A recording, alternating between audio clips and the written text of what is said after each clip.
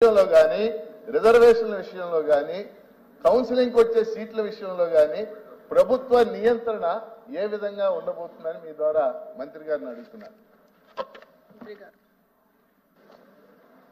అధ్యక్ష, గౌరవ సభ్యులు చెప్పినట్లు 2016లో ఆనాటి ప్రభుత్వం ప్రైవేట్ యూనివర్సిటీస్ ఎస్టాబ్లిష్మెంట్ కోసం ప్రత్యేక చట్టం తీసుకొస్తాం జరిగింది అధ్యక్ష. దాంట్లో భాగంగా మీరు చూస్తే విట్ ఎస్ఆర్ఎం, సెంచూరియన్ యూనివర్సిటీ, క్రియా యూనివర్సిటీ కూడా ఆంధ్ర రాష్ట్రానికి వస్తాం జరిగింది అధ్యక్ష. విట్ ఎస్ఆర్ఎం ఇక్కడ అమరావతిలో వస్తే, సెంచూరియన్ యూనివర్సిటీ ఏకంగా ఉత్తరాంధ్ర విజయనగరంలో వచ్చింది, క్రియా యూనివర్సిటీ నెల్లూరు జిల్లాలో వస్తాం జరిగింది. అంటే అభివృద్ధి వికేంద్రీకరణకి ఆనాడు కూడా మేము కట్టుబడి ఉన్నాం, చేసి చూపించే విధంగా ఇది ఒక ఉదాహరణ అధ్యక్ష. దాని తర్వాత గత ప్రభుత్వం దాదాపు 5 సార్లు ఈ చట్టాన్ని సవరణ చేస్తాం జరిగింది. దాంట్లో భాగంగా బ్రౌన్ ఫీల్డ్ యూనివర్సిటీస్ కి ఎక్కువ ప్రాధాన్యత ఇచ్చే దిశగా గత ప్రభుత్వం చేసింది అధ్యక్ష. దాంట్లో మీరు చూస్తే బ్రౌన్ ఫీల్డ్ యూనివర్సిటీస్ లో కూడా ఒక 4 యూనివర్సిటీస్ బ్రౌన్ ఫీల్డ్ యూనివర్సిటీస్ అంటే Mohan Babu university, Hanumachari university, Godavari global university, Aditya university, ఈ 4 యూనివర్సిటీస్ కూడా బ్రౌన్ ఫీల్డ్ యూనివర్సిటీ కింద వస్తాం జరిగింది అధ్యక్ష. కానీ అధ్యక్ష, మీరు చూస్తే ఈ యాక్ట్ లో చేసిన సవరణల వల్ల ఇంకా ఆంధ్ర రాష్ట్రంలో గ్రీన్ ఫీల్డ్ ప్రైవేట్ యూనివర్సిటీస్ రాకుండా ఉంది అధ్యక్ష. అంటే ఇది ఎందుకు చెప్తున్నానంటే ఈ యాక్ట్ యూజీసీ రెగ్యులేషన్స్ కి విరుద్ధంగా ఉంది. నేను కొంచెం వివరాలు చెప్తాను. ప్రధానమైనది ఏంటంటే ఈ యాక్ట్ లో ఏం చెప్పారంటే compulsory joint certification of degrees అనేది మ్యాండేటరీగా పెట్టారు. సో దాంతో ఏమవుతుందంటే అధ్యక్ష, minimum 30% of the course foreign universities తో టైప్ అయిన యూనివర్సిటీలో 30% అక్కడికి వెళ్ళి చదవాలని ఉంది అధ్యక్ష. కానీ యూజీసీ ఏం చెప్తుందంటే ఒకవేళ ఒప్పందం చేయాలంటే కంపల్సరీగా నాక్ అక్రెడిటేషన్ ఉండాలి ఆ ఇన్స్టిట్యూషన్స్ కి. మినిమం 2 గ్రాడ్యుయేటింగ్ బ్యాచెస్ అన్నా లేదంటే 6 సంవత్సరాల ఆఫ్ ఎగ్జిస్టెన్స్ ఉండాలి. అదే విధంగా కనీసం 1000+ పబ్లికేషన్స్ చేసి ఉండాలి. క్యూఎస్ వరల్డ్ ర్యాంకింగ్స్ లో institutions must have at least 3 graduating batches అని, ఎన్ఐఆర్ఎఫ్ ర్యాంకింగ్స్ కి వచ్చేగల కనీసం 3 గ్రాడ్యుయేటింగ్ బ్యాచెస్ ఉండాలని యూజీసీ చెప్తుంది. అంటే మనం చేసిన చట్టాలు యూజీసీకి కాంట్రడిక్టరీగా ఉండటం వల్ల మనకి ప్రైవేట్ రంగంలో విశ్వవిద్యాలయాలు రాకుండా పోయినాయి అధ్యక్ష. మనం చూస్తే మన జరిగిన ఎడ్యుకేషన్ దానిపైన కూడా మనం డిస్కస్ చేసాం. Gross enrolment ratio in higher education చూస్తే అధ్యక్ష, ఆంధ్ర రాష్ట్రం 36.5% ఉంది. కానీ తమిళనాడు 47%, కేరళ 41.3% ఉంది. ఇదొక ఫోకస్డ్ గా పెట్టుకుని మేము ముందలు తీసుకెళ్లే లక్ష్యంతో చేస్తున్నామని ఆనాడు చాలా స్పష్టంగా ఎడ్యుకేషన్ రిఫార్మ్స్ కూడా నేను చెప్తాం జరిగింది అధ్యక్ష. ఇక్కడ చాలా గౌరవ సభ్యులు అడిగారు, 35% సీట్లు ఏదైతే ఉందో అది క్లియర్ గా ఎప్సెట్ ద్వారా అది ఫిల్ అవుతాం జరుగుతుంది. మిగతా 65% సీట్లు విద్యార్థులందరూ వాళ్ళ మెరిట్ ప్రకారం అంటే లోకల్ గా వాళ్ళు పెట్టుకున్న ఏదైతే ఎగ్జామ్స్ ఉందో దాని ప్రకారం ఫిల్ చేస్తాం జరుగుతుంది అధ్యక్ష. అంతేకాకుండా గౌరవ సభ్యులు ఇంకొక 2 ప్రశ్నలు అడిగారు అధ్యక్ష.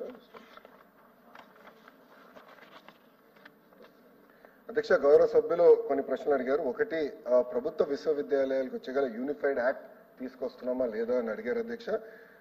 అడ్మినిస్ట్రేషన్ పర్పసెస్ కోసం యూనిఫైడ్ యాక్ట్ తీసుకురావాలని నిర్ణయం తీసుకున్నాం.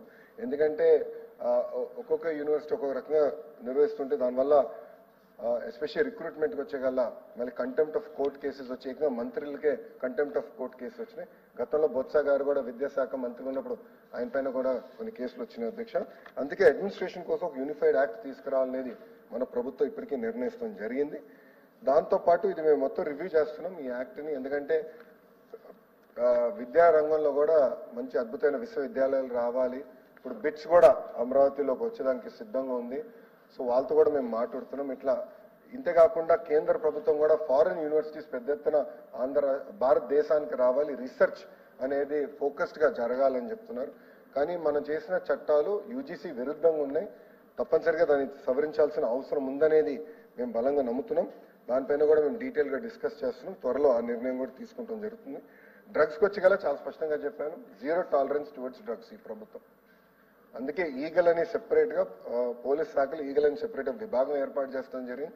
అక్కడ పనిచేసిన పోలీస్ అధికారులకి 30% ఎక్కువ జీతం ఇస్తూ ఒక జియో కూడా జారీ చేస్తుంది. అది అమలు చేస్తాం కూడా జరిగింది అధ్యక్ష. అంతేకాకుండా వాళ్ళకి కావాల్సిన టెక్నాలజీ అన్ని కూడా అమలు చేస్తున్నాం. ఈ రోజు మేము డ్రోన్స్ వాడి, శాటిలైట్ ఇమేజ్ వాడి గంజాయి పంట ఎక్కడైతే వేస్తున్నారో అక్కడికి వెళ్ళి అక్కడున్న రైతుల్లో చైతన్యం తీసుకొచ్చి ఇది కాకుండా ఆల్టర్నేటివ్ క్రాప్ కూడా వెళ్ళమని చెప్తున్నాం అధ్యక్ష. నిన్న మొన్న కూడా ఒక ఆర్టికల్ వచ్చింది, గంజాయి పంటని వేరే పంటతో కలిపేస్తున్నారు. ఎందుకంటే అది శాటిలైట్ ట్రాకింగ్ జరగకుండా ఉంటుందని.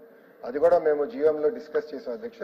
అది గౌరవ మన హోం మంత్రి గారి నాయకత్వంలో చాలా సీరియస్ గా తీసుకుంటాం.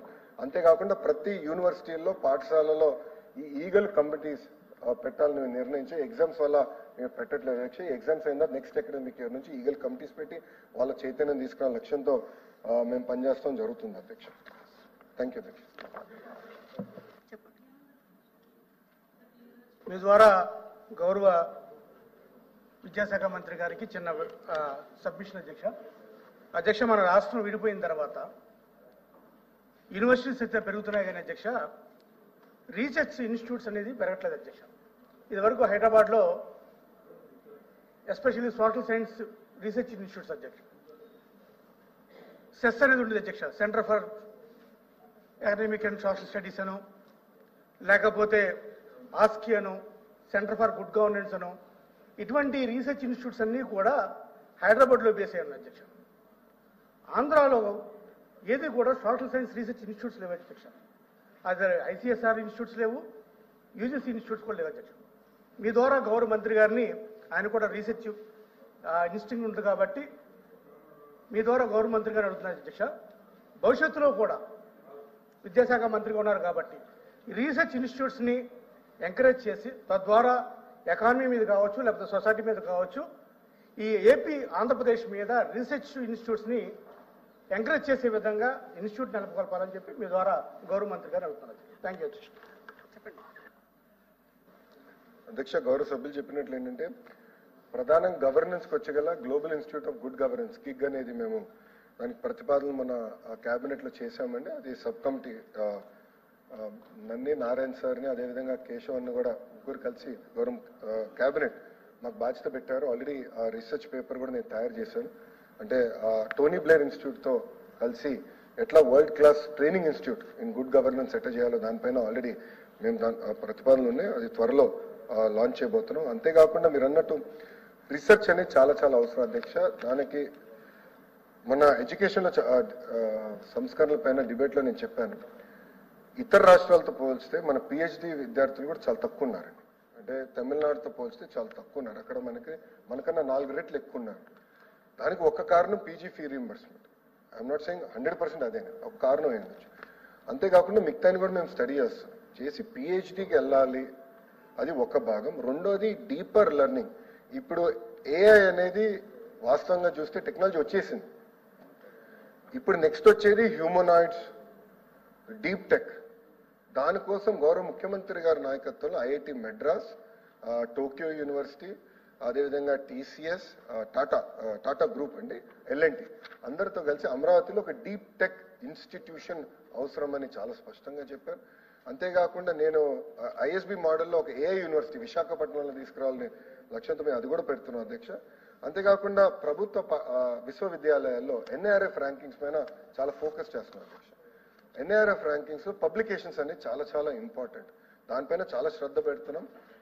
ప్యారల్ గా ఈ ఎన్ఐఆర్ఎఫ్ ర్యాంకింగ్స్ ద్వారా రీసెర్చ్ తో పాటు ఈ సెంటర్ ఆఫ్ ఎక్సలెన్స్, ఇప్పుడు ఆంధ్ర యూనివర్సిటీకి నేను ఎన్విడియాతో మాట్లాడి అక్కడ ఒక సెంటర్ ఆఫ్ ఎక్సలెన్స్ తీసుకొస్తున్నా, ఎస్టీకి ఒకటి, పద్మావతి విశ్వవిద్యాలయ యూనివర్సిటీకి ఒకటి.